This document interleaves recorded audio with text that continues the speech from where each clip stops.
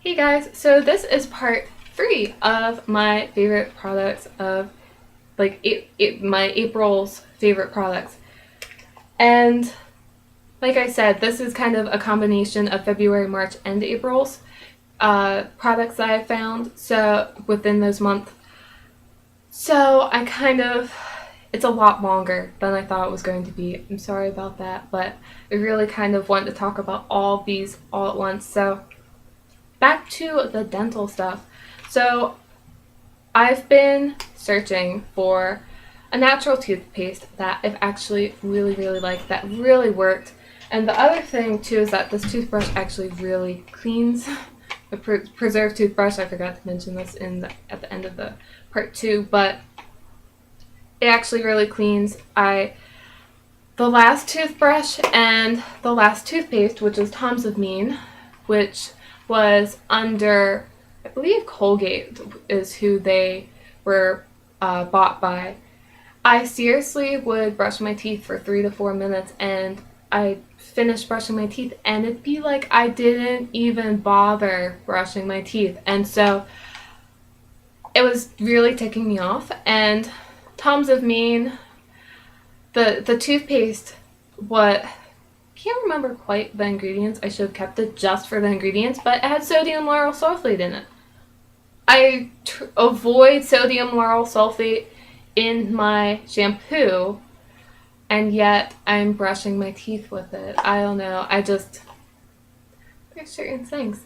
I'm coming to the conclusion that any of the natural brands like Tom's of Mean, Burt's Bees, Kashi, and was Watkins bought out too? Any of them that have been sold or bought out to a bigger company, whether it was Colgate, whatever the company was, they are never as natural as when they were originally started.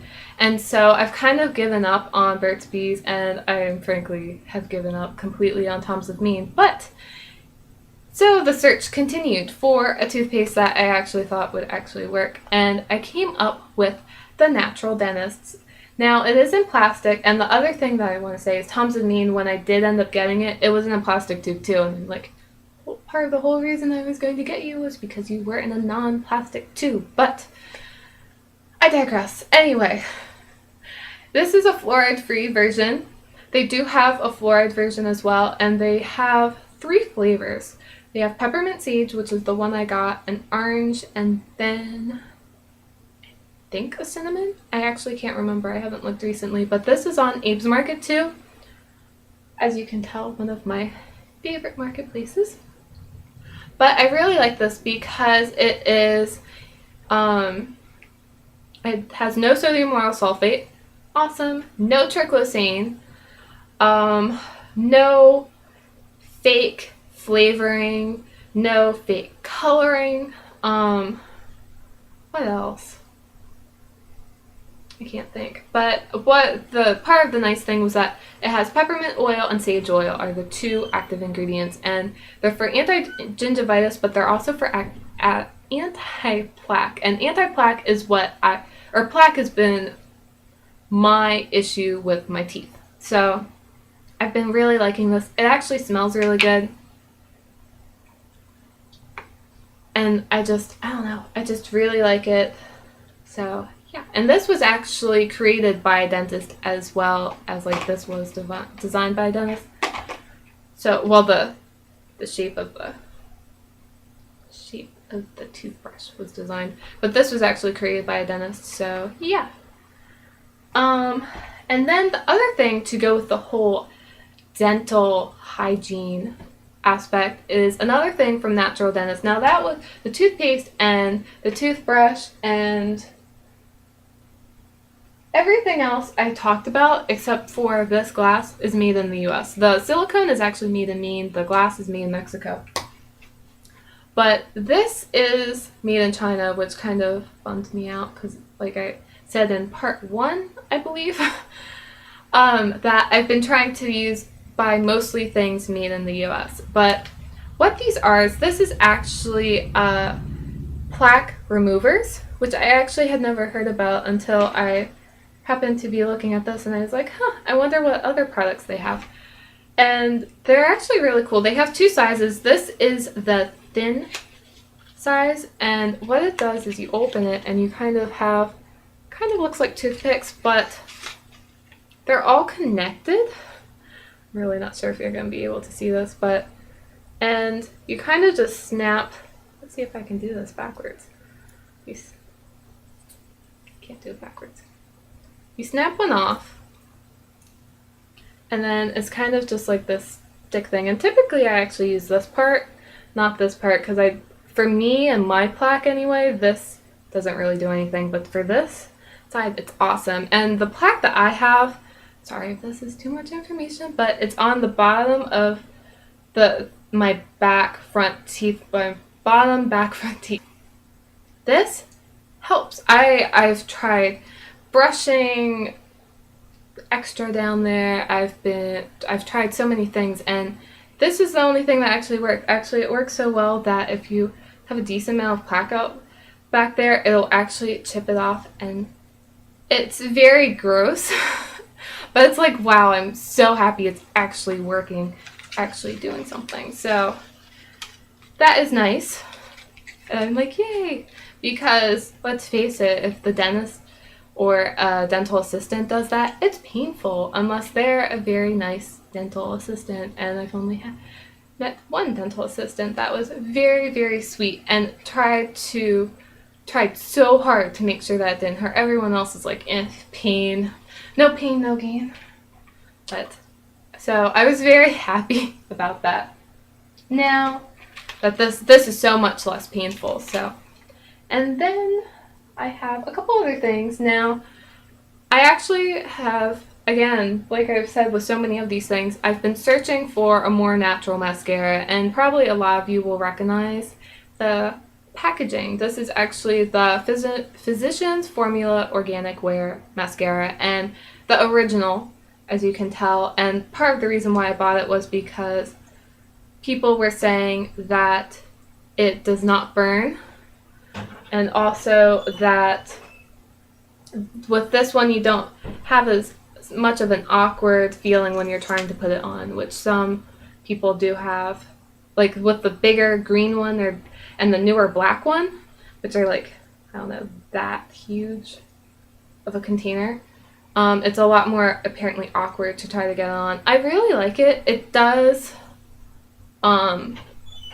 flake a little bit for me, but that's actually true with any mascara I use, except for the Bare Minerals Flawless Definition, which smudged and flaked like there was no tomorrow. And so that was the only mascara that I absolutely hated. All the others, they flake occasionally, which isn't a huge deal to me. The main thing is that it doesn't smudge like crazy and make my under eyes look like a raccoon. And also that if my eyes start to tear up, that it doesn't start burning or running down my face like crazy, because I do wear contacts, and I have not had either of those issues with this, so I really like it. And the ingredients seem okay, but I do really like it, and it's more natural than, say, the Estee Lauder. So I actually don't have it on right now. I don't have any makeup on except for lip gloss, so probably should have put it on, but sorry. And then, let's see. Oh, and this I got, like, the only thing I bought at Walmart in, I don't know, a year or something, for $9?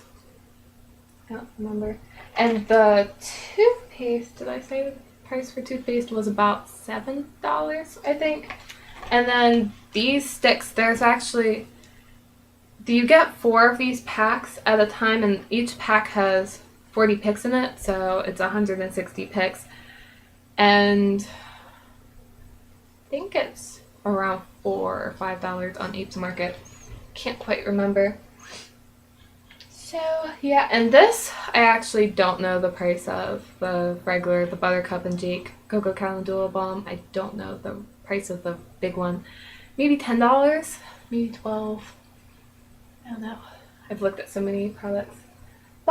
And now I'm going to talk about some fun stuff that is, again, stuff that I've been looking for that are more natural that I haven't found, that I finally found. So, and it is organic clothing. I've been looking for organic clothing that is pretty, that doesn't look like I'm either a hippie, although some people would argue that I'm starting to go down the hippie road, or B, look like, I don't know, like I really don't care what I'm wearing. A lot of undyed, blah clothing. I do really like fashion, and although I don't necessarily dress up a lot, I do like to wear very pretty, soft things.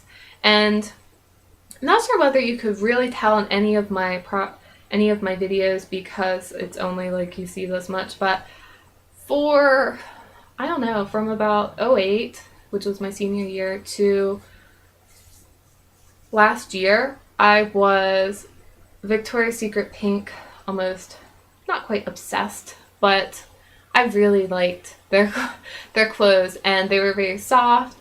They lasted a really long time and stuff, but as I started to eat healthier and, well, eat healthy and cut out processed food and eat a lot more organic food and stuff, I was like, you know, why am I not wearing organic clothing? And so there's a couple things to look for organic clothing, I personally think. One, whether it's organic cotton. I'm specifically talking about organic cotton too, by the way. I'm not talking about bamboo or hemp or any of those other options. This is strictly with organic clothing. So make sure it's actually organic cotton. If you want it certified organic cotton, unlike with food and then some skincare, which is USDA certified organic, clothing, textiles are not USDA certified organic. There's an array of them. There's various groups, but the one that seems to be the most prominent is the GOTS certification. So that's what to look for if you really want it to be certified organic. And the other thing is that you want it to be low impact.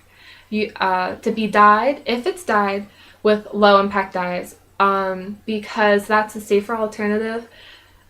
With organic cotton, okay, so with cotton, part of the problem with conventionally grown cotton is that it's actually, depending on which research you read, it's either the top or the second highest crop that uses pesticides. It uses the highest volume or the second highest volume of pesticides per pound, like per amount of the crop. So that's huge. Pesticides, as a lot of us already know, is very harmful. We try to avoid it. That's part of the reason why we're trying to use natural products, and yet it's in our clothing.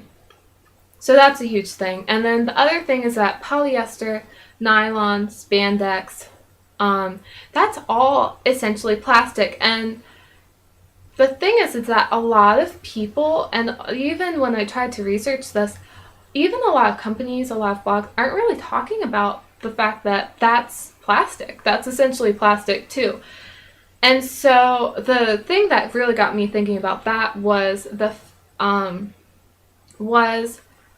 when I started hearing about these jackets and these shirts and tops that were made out of PET bottles, which is the #1 plastic bottles. So like water bottles, Pepsi, Coke bottles, Mountain Dew plastic bottles, that kind of thing. And I was like, how is that even possible? How can they make that into polyester? And then I started looking more into it and found out that it was plastic. And it looks like I'm going to have to do a part 4.